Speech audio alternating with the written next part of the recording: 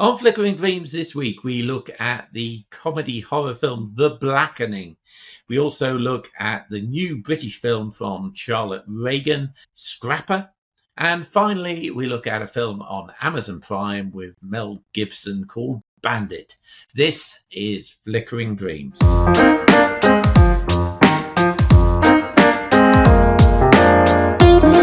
We're back with you again. This, I think, is episode 28 of Flickering Dreams. And it's going to be a short episode this week because we've only got 3 films to review. The first of these is out in cinemas this week, and it's a film called The Blackening. And in The Blackening, there are 7 friends who get together for a reunion in a creepy, not particularly creepy, house in the woods. And when they get there, they find a games room with a board game called The Blackening. And they find that this board game is a little bit different. Once you start the game, you have to finish it. Right, here's a clip. Probably runs on racism. Pick a card and save Morgan. What do you mean, save Morgan? Refuse to play, and she dies. I think we have to play the game. In your predicament, the black character is always the first to die. I will spare your lives if you sacrifice the person you deem the blackest. The blackest? Nobody should judge anybody in here, bro. You have 2 minutes to decide. Wait. Y'all can't pick me. I'm gay. Oh, Clifton. Yeah, I can prove I'm not the blackest. prove it. I've never seen Friday. I voted for Trump. What?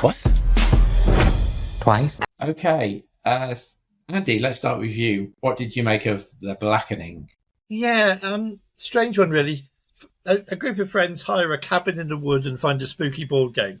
I mean, what could go wrong? We've been here many, many times before.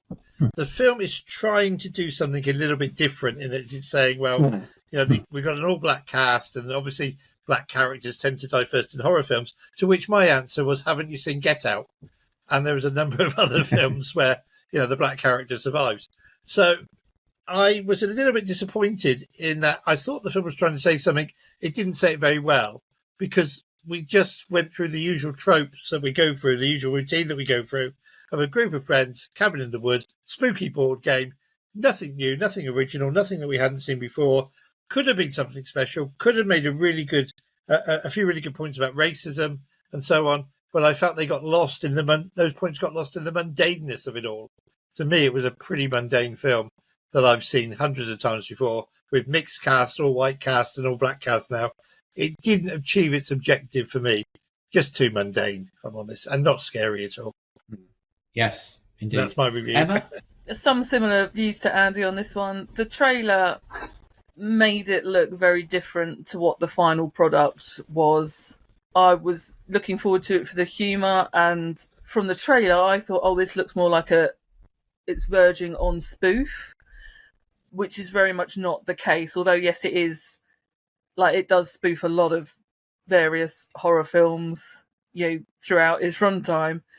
Only a few of I'm calling them jokes. They're not really jokes, but little skits worked for me. The ones that did work were fantastic, and I really did enjoy them, but I found it very predictable for the fact that it is like every other horror film you've seen.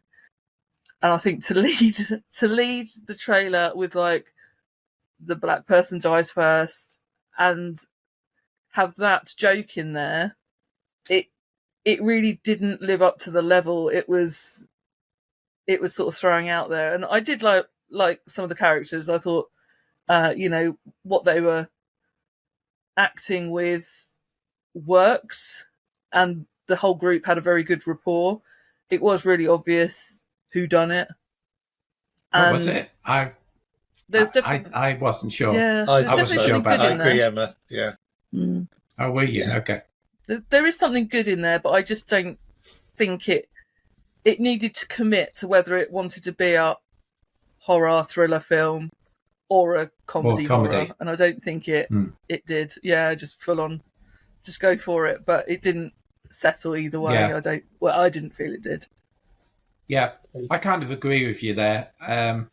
I also felt that as a comedy, it was aiming a lot of jokes at a Black American audience. And there's a version of the trailer which shows a preview audience watching this, completely black audience, and they're having a whale of a time, apparently, laughing at a lot of the stuff that, must admit, went over my head like a 6-year-old watching Barbie. I actually didn't know that Friday was a particularly black film that we heard in that clip there. I've never seen it, and until it had appeared in Frame.wtf, the daily movie guessing game, the day before I went to see the film, I wouldn't have got that joke at all. So there's a lot of jokes like that which kind of zipped over my head, which if they'd all landed, might have accelerated it more. I also didn't think I described it in my review as a cross between Jumanji, a scary movie, being the takeoff of the other horror films, and Bodies, Bodies, Bodies from last year, which I actually quite liked as a kind of people trapped in a house kind of horror light film. And it didn't quite decide to be any of those in particular. And it didn't. I thought the potential here was for it to be a really nice kind of retake on Jumanji, but the board game was kind of irrelevant looking. They might have just as well have a stack of question cards and a 2-minute timer. I expected more, as in Jumanji, for the board game to play something more of a part in the film. And the ending, once we got past like the first reel, the whole thing turned into pretty much a farce as they kind of went outside of the house. And it kind of lost me at that point. So I thought it was a bit of a missed opportunity. I also had a problem, I have to say, with the language in the film, and I've made this point in numerous films, that I understand that the use of the N-word has been kind of procured by blacks. I still find it offensive in its use in the film, said by black people, and I think a lot of black people as well never use that word and are offended by it as well, as they rightly should. So I just find that distasteful in lots of films. I think the last time I said it on this podcast was for Creed 3, right back in our edition 1 or 2 of the podcast. But it still applied to this, and I just don't like that in films. Yeah, so bit of a disappointment. Didn't go where I really wanted it to go. I mean, it was watchable, wasn't it? It was watchable. I gave it a 6 out of 10, but I've got a feeling I might have been generous there. Andy? Yeah, you just reminded me that the actual board game itself was pretty irrelevant because it was just a second question. So I was going to go for 5, but now you've reminded me that I'm going to go for a 4. Okay. Emma? I'm going to do you some good maths here because I was straight down the middle with a 5. Okay, that's great. So that's 15 divided by 3 gives it a Flickering Dreams score for the Blackening of 5.0, making it a... Okay. So our next film is a new British film, and that is Scrapper. Emma, do you want to introduce Scrapper for us? Sure. Georgie is a 12-year-old girl living on her own, somehow managing to get by, stealing things, having people help her get away from social services. And that's until her estranged father, Jason, turns up and reality starts to come back into focus. Here's a clip.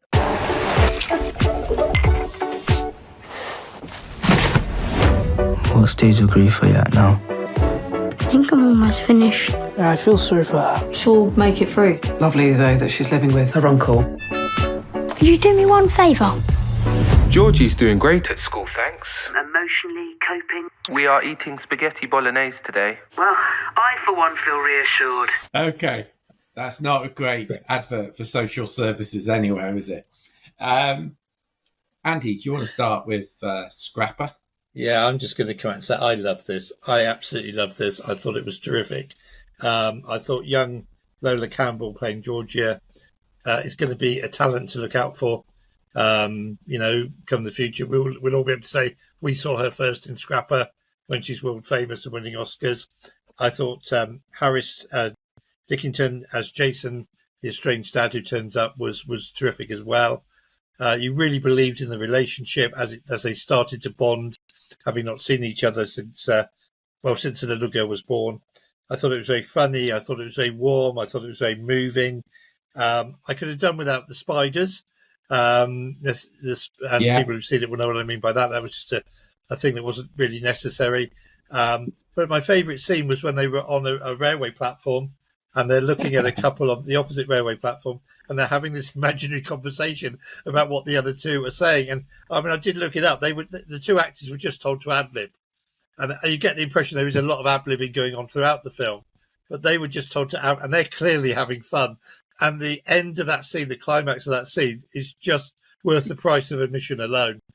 And I just thought it was a lovely, lovely film. I think it's trying to say something about Britain's social services. It's trying to say something about what's wrong with them. Lots of breaking of the fourth wall going on, lots of that, which was fine, apart from the spiders doing it. And I thought that the whole thing was beautifully put together and should be a big hit. When I was in London this week, I saw it on just about every other bus that went by. And I think that it will be a big hit. I think it deserves to be. I think it's a really good comedy drama, trying to say something about the state of Britain today. And also the relationship between father and daughter as they slowly get to know each other. I wouldn't mind coming back in 10 years' time for a sequel and see how things have gone. But I thought it was a really, really lovely film. Enjoyed it thoroughly. Of course, we all saw this as a Cineworld secret screening, which is where you don't know what the film is going to be until the film starts. So from the feedback out of that, I think it was a very mixed review. I think there's some people like Andy who loved it, some who didn't get it at all and thought they'd spent an hour and a half of their life when they could have been doing something else. Emma, which camp were you in? Well, I started off in the one that didn't like it, ended up in the other one, which is thankful. Okay. I found the beginning bit a little slow. I had trouble getting into it, but once, probably once her dad comes on the scene, the dynamic between those two just really elevated everything for me. And as Andy said, that train station scene absolutely cracked me up. Thought it was amazing. There are lots of nice little touches through there. It is a drama, but there were a lot of comedic moments in there. Her little friend, Ali, he just cracked me up when he came on as well. It was very understated and just punctuated really deep points at some times with a bit of humour, which it needed. I was getting very invested in their relationship. Father and daughter getting to know each other for the first time. It's such a weird thing to happen, especially in this scenario. It was very emotional, like all the way through, because they are not bickering with each other necessarily, but, you know, there are odds because she's happy the way she is and she's trying to get through her stages of grief, and essentially he's coming along and just interfering with the life she's now got. And I just thought it was really nicely done. These smaller, family-oriented, like British films are just really very good. I think it's something that we have managed to find the right level for. And this was another great addition to those sorts of films, I thought. Yeah. When it started, I expected it to be a Mike Leigh kind of kitchen sink drama, depressing thing. And it kind of went off in another direction. I too could have done without the spiders. It was a level of surrealism, which I don't think the film needed. But it reminded me at one point of A Monster Calls, which was one of my favourite films of, 2018 maybe, which also dealt with effectively a bereavement because they were losing the mother to a terminal illness. And the same way with just kind of slightly surreal elements of her building this thing in her bedroom, in her locked bedroom with a hole cut out in the roof that said cut hole here and so on. presumably to build a tower up to heaven or something. I thought that was really nice. And it kind of this is because the mother kept telling her, elements. "I'm going to be in the sky," didn't she? The mother kept saying to her when the mother was dying, she kept saying, "I'm going to be in the sky." So she's building the tower to the sky to get to Mum. I miss that. That's exactly right. Yeah. So that was really good. The one thing that gave me a slightly sour taste about the film was the fact that it was a 12 certificate, and a lot of it was based around this concept of bike theft. That bike theft is okay, right? You can steal people's bikes, you can flog them, you're a dodgy dealer, and make some money. And because we're poor and we need the money for food, that's okay. And I had a real problem with that as a kind of central message. And when the father turns up, I expected him to kind of tear them off a strip, saying, "You can't do that. You'll get into trouble. It's illegal, blah, blah, blah, blah." But no, he jumps in, he joins them in this process, supports it, encourages it, even partakes in it. And the fact this was a 12 certificate, that didn't sit well with me. I've actually written to the BBFC about this one because it is down in the BBFC kind of comments on the film, but it's not up there in the headline. This is a debate, Bob, that I tried to instigate on one of our film Facebook groups, because should we have a 12 or 13 certificate? We've got 12A, which means anybody can go in and see it. But should we now have a new certificate introduced that's for 12s or maybe 13s? I think in the wake of Barbie, I think in the wake of this, my own view is yes, we should. But I was met with very many different opinions when I posted that on Facebook. People saying, no, it's fine as it is. But I think the BBFC are getting more and more lenient in what they're awarding 12As because they can't give them 15 certificates. Yeah, well, yeah. And I just think it's a debate worth having. Yes. So that was the only thing that really was a negative about the film for me. I'm also not sure I was in the right mood to see it when I saw it. So I think I might go and see it again if I can and try and reevaluate it. So scores on the doors. Andy, for you. I loved it. I'm going to give it an 8. 8 out of 10. Emma? It's a 7 from me. 7. I'm also giving it a 7. So that's a 7, a 7, and an 8 is 22. That is a Flickering Dreams score of 7.33. Yes, making it a just. Yes.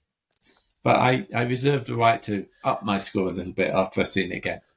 Okay, last film we're looking at today is a film. I think it's on Netflix. Is it? Maybe Prime Video. Andy, do you want to introduce Bandit to us?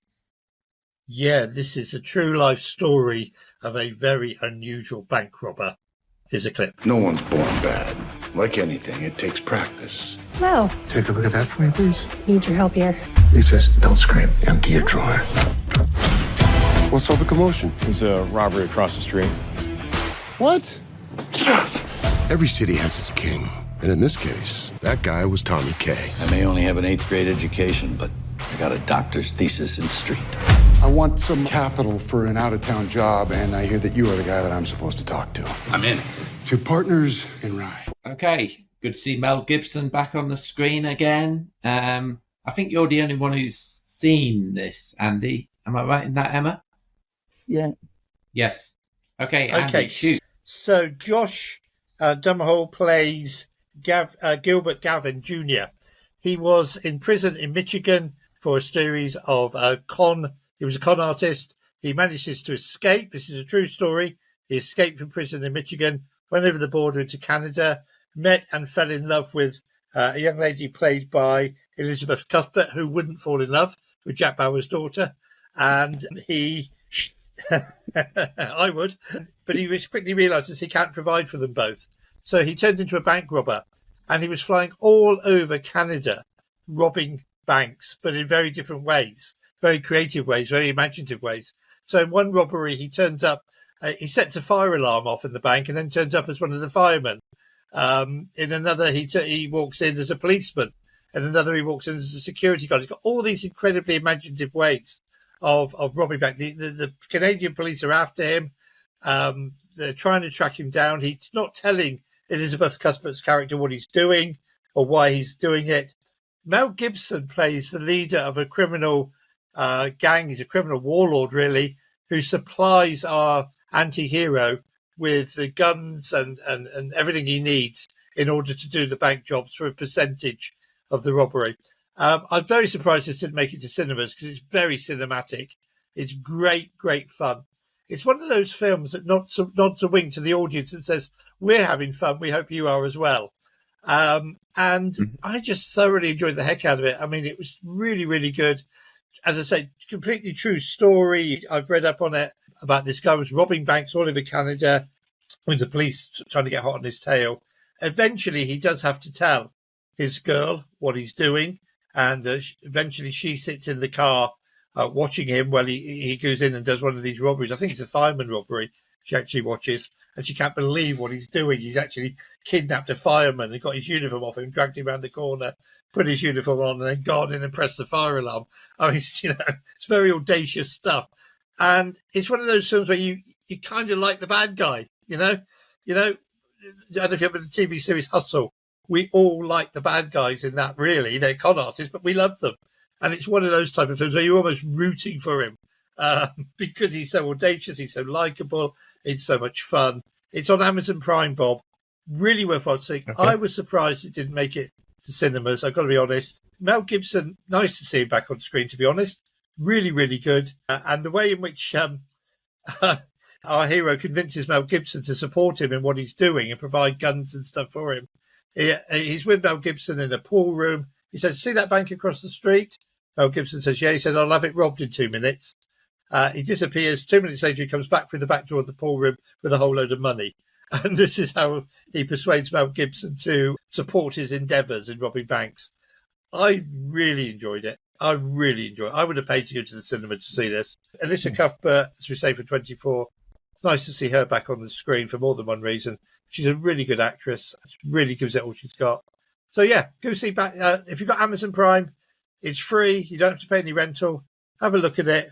Just sit back and have a couple of hours of just really good fun watching a guy robbing banks in very unusual ways. Very good. Very good. Yeah, I didn't realise this was based on a true story. Sounds a bit like that Tom Cruise vehicle, American Made, where he was the drug trafficker with the wife, little less with the wife who's kind of yeah. Very good. Yeah, okay, but it's a really entertaining hour and a half.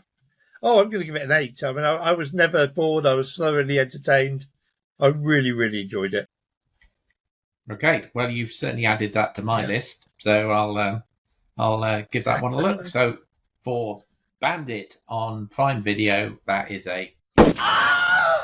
By the way, they like you to call it Prime Video now, not Amazon Prime Video. Yes. Yeah. Okay. Sorry, I stand corrected, and when I'm in prison and being sued, I'll let you know. When you're in prison, being whipped by the marketing people, yes, you'll know. Oh, don't, please. Okay. Okay, so that's our lot for Flickering Dreams for this week. We're somewhat truncated in terms of what we're doing at the moment because we're all on holiday. I'm on holiday at the moment, as you can probably gather. But we will get back to normality when the holiday season has gone. So my thanks to Andy and to Emma. And we'll see you next time on Flickering Dreams. Thanks very much. Thank you so much for listening or watching Flickering Dreams. You can find the video version on YouTube and the audio version on all major podcast platforms. And don't forget to subscribe so you can get each of the weekly episodes as they are released. We'll see you at the movies.